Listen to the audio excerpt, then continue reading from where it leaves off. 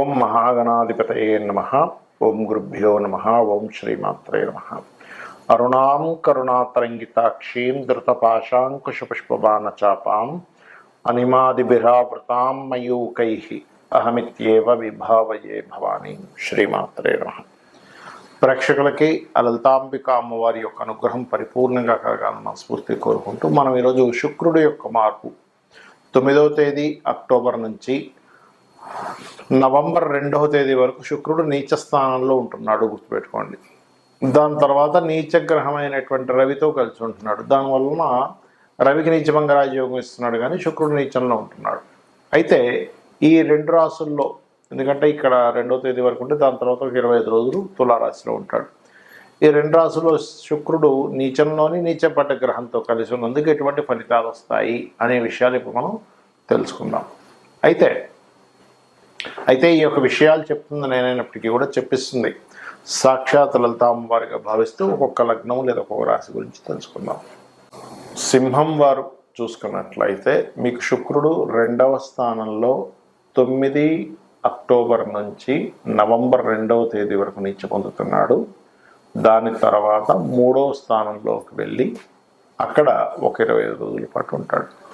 కాబట్టి మొట్టమొదటిగా 2వ స్థానం అనేటువంటిది ఏదైతే ఉందో కొంచెం అది ధనస్థానము, హెల్త్ రిలేటెడ్ విషయాలు కూడా సూచిస్తుంటుంది. న్యాచురల్ 6th హౌస్ కాబట్టి మీ ఆరోగ్య విషయంలో కొంచెం జాగ్రత్తగా ఉండడం, ఎవరికైనా అప్పు ఇవ్వడం తీసుకునేటువంటి అంశాల్లో జాగ్రత్తగా ఉండడం అనేటువంటిది చేయాలి, గుర్తుపెట్టుకోండి.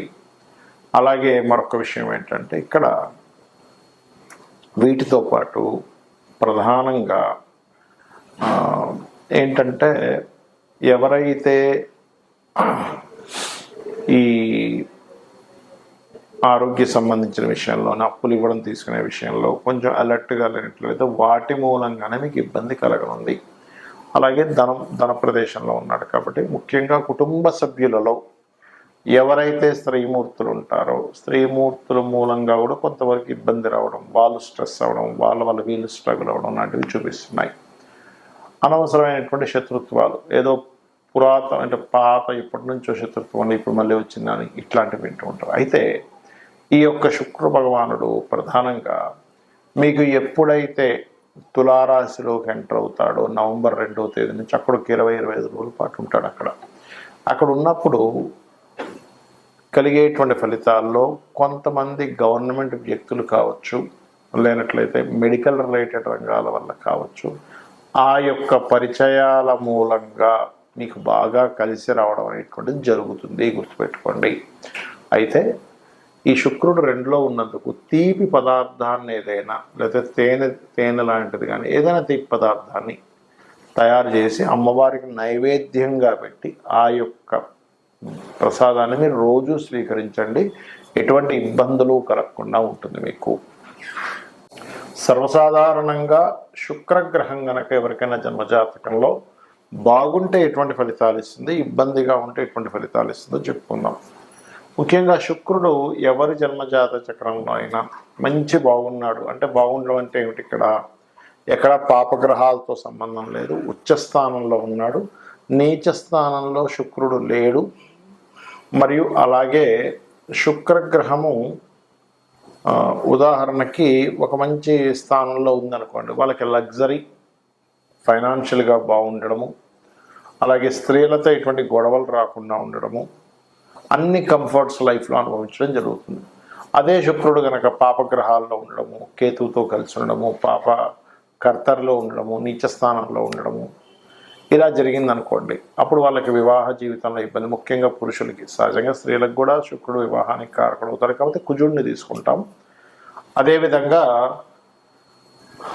ఫైనాన్షియల్ మ్యాటర్స్లో ఇబ్బందులు రావడము ఇట్లాంటివి ఇస్తుంటాయి. అయితే బాగుంటాయి కనుక ఖచ్చితంగా వీళ్ళకి అన్నీ కలిసి రావడము, బాగోకపోతే స్త్రీల మూలకంగా, ధనం మూలకంగా, వీటి మూలంగా ఇబ్బంది వస్తూ ఉంటుంది. కంఫర్ట్స్, లగ్జరీ, వాహన ప్రమాదాలు జరగడం, స్త్రీలకైతే ఏదైనా హెల్త్ ఇష్యూస్ రావడము, అలాగే పురుషులకు కూడా కొన్ని సుఖ వ్యాధులు రావడం లాంటివి ఇస్తూ ఉంటుంది. అయితే ఎవరి జన్మజాతకంలో అయినా బాగుంటే కనుక ఏమి ఇబ్బంది లేదు.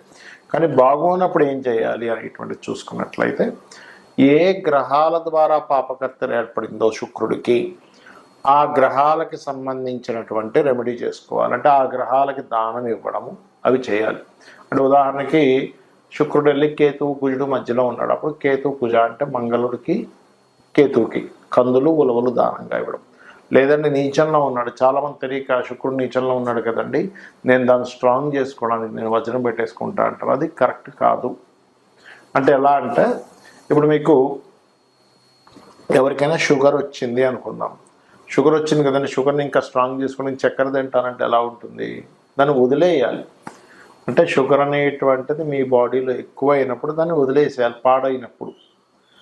అలాగే ఇక్కడ వజ్రాన్ని ధరించకూడదు. కావాలంటే వజ్రం ఎవరికి ఏదైనా దేవాలయంలో ఏదైనా అమ్మవారి కోసం ధారణ కోసం ఇవ్వచ్చు, తప్పులేదు. కానీ అయితే శుక్రుడు పాడైనప్పుడు ప్రధానంగా మీరు బొబ్బర్లు అంటారు, బొబ్బర్లు దానంగా ఇవ్వడం, ఎక్కువగా గోసేవ చేయడము, శ్రీమాత్రే నమః అనే మంత్రం చేసుకోవడం మీరు ఎక్కువగా చేస్తుంటారు. అప్పుడు ఏమవుద్దంటే మీ యొక్క జన్మజాతకంలో స్త్రీ శాపం ఉంది. చాలామంది చూడండి స్త్రీ మూలకంగానే ఇబ్బంది అయిందంటారు. అంటే ఒక వివాహం చేసుకున్నాక అమ్మాయి కేసులు పెట్టేసి గందరగోళాలు చేసేస్తుంటుంది, అది స్త్రీ శాపం వల్ల జరుగుతూ ఉంటుంది. లేదా ఒక్కొక్కసారి ఎప్పుడు ఏ వాహనం తీసుకుని ఏదో ఒక యాక్సిడెంట్, సుఖ వ్యాధులు రావడం, ఇట్లాంటివి ఎయిడ్స్ ఇలాంటి వాటికి కూడా శుక్రుడే కారకుడు, గుర్తుపెట్టుకోండి. అంటే సుఖ వ్యాధులు అన్నిటికీ. అదేవిధంగా మూడవది ఏంటంటే పర్టికులర్గా శుక్రుడు సహజంగానే మనీ లిక్విడ్ క్యాష్ కారకుడు. ఎవరైతే లలితాసహస్రనామాల్లో ఓం సంపత్కరీ సమారూఢ సింధుర వ్రజసేవితాయే నమః అనే మంత్రం, లేదా ఓం ధర్మాధ్యక్ష ధనాధ్యక్ష ధనధాన్య వివర్ధిని నమః అనే మంత్రం చేసుకోవడం ఖచ్చితంగా శుక్రుడి యొక్క బలాన్ని పెంచుతుంది. వీటితో పాటు ఏమిటంటే ముఖ్యంగా పాలతో అభిషేకం చేయడం, అమ్మవారిని పాలతో అభిషేకం చేయడము, శివుణ్ణి పాలతో అభిషేకం చేయడము, వాటర్తో కూడా చేయొచ్చు, తప్పేం లేదు. కొంతమంది విభూతి కలిపి కూడా చేస్తారు. దీనివల్ల ఏమవుతుందంటే ఈ శుక్రగ్రహ ప్రభావం మనకి ఏదైతే నెగటివ్గా ఉందో దాని యొక్క ప్రభావం తగ్గుతూ ఉంటుంది. ఇంకొక విషయం ఏంటంటే చాలామందికి తెలియక లాభంలో అన్ని గ్రహాలు ఉంటే మంచిది అనుకుంటారు, కానీ శుక్రుడికి పనికిరాదు లాభస్థానము. ఏమిటండి లాజిక్ ఏమిటండి అంటే శుక్రుడు 12వ స్థానం నుండి బాగా యోగిస్తాడు. శయాసౌఖ్యానికి కారకుడు కదా. ఒక వ్యక్తి చక్కగా శయాసౌఖ్యం అనుభవిస్తున్నా అంటే 12వ స్థానం బాగుంటుంది. కానీ అదే 11లో ఉంటే 12కి 12వ స్థానం అంటే 12వ స్థానాన్ని వెనక్కి లాగేటువంటి స్థానంగా చెప్తారు. కాబట్టి ఇది వివాహ సంబంధించిన విషయంలోని, శయాసౌఖ్యం సంబంధించిన విషయాల్లోని, వివాహ జీవితకు సంబంధించిన విషయంలోనే ఇబ్బంది ఇస్తుంది. కాబట్టి ఈ శుక్రుడు విషయంలో ఈ జాగ్రత్తలు కనుక ఎవరైతే తీసుకుంటారో, ముఖ్యంగా శుక్రుడు బాగాలేడు అన్నప్పుడు స్త్రీలతో గొడవలు పెట్టుకోకూడదు, దూరంగా ఉండాలి. శుక్రుడు బాగాలేడు అన్నప్పుడు పర్టికులర్గా ఏంటంటే ఎక్కువగా మనం ఓవర్గా లగ్జరీ చేస్తున్నాము, దానివల్ల కూడా ఇబ్బంది ఇస్తాడండి. అంటే ఎలా ఉంటుందంటే నేను కొంతమంది జాతకాలు చేసినప్పుడు వాళ్ళకి ఒక టైం, ఒక 2 months 6 months కొంచెం బాగా డబ్బులు వస్తాయి.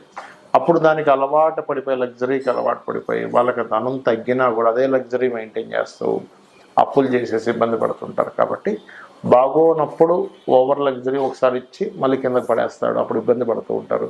శుక్రుడు బాగుంటే బై బర్త్ నుంచి బాగా ఉంటుంది. లేదా ఆ మహాదశలు వచ్చినా కూడా కొంతమందికి శుక్ర మహాదశ అన్నారంటే యోగించట్లేదు అంటారు. అంటే దాని అర్థం ఏమిటంటే శుక్రుడు బాగోలేడని అర్థం. కాబట్టి రెమెడీస్ చేసుకోండి, అన్ని విధాలా బాగుంటుంది. శ్రీమాత్రే నమః.